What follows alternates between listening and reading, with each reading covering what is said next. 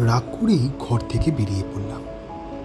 এতটাই রেগেছিলাম যে বাবার জুতোটা পরেই বেরিয়ে এসেছি। বাইক যদি কিনে দিতে না পারবে তাহলে ছেলেকে ইঞ্জিনিয়ার বানানোর শখ কেন? হঠাৎ মনে হলো পায়ে খুব লাগছে। জুতোটা খুলে দেখি একটা পিন উঠে আছে, পা দিয়ে একটু রক্ত বেরিয়েছে। তাও চলতে থাকলাম।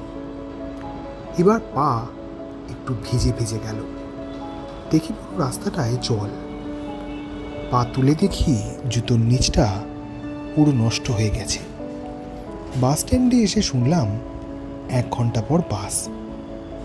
অগত্যা বসে রইলাম। হঠাৎ বাবার মানিব্যাগটার কথা মনে পড়ল, যেটা বেরোবার সময় সঙ্গে নিয়ে এসছিলাম। বাবা মানিব্যাগে কাউকে হাত দিতে দেয় না, মাকেও না। খুলতেই 3টে কাগজের টুকরো। প্রথমটায় লেখা ছেলের ল্যাপটপের জন্য 40,000 লোন।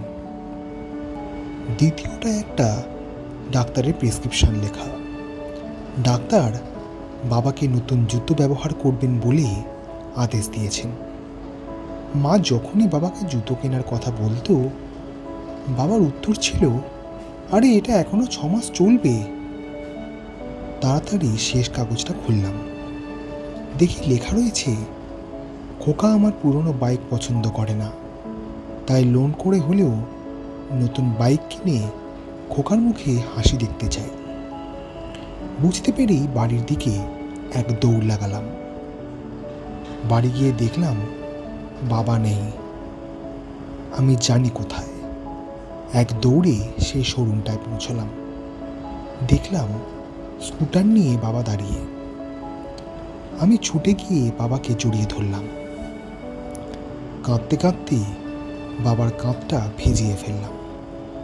বললাম, বাবা আমার বাইক চাই না, তুমি তোমার নতুন জুতো আগে কেনো বাবা।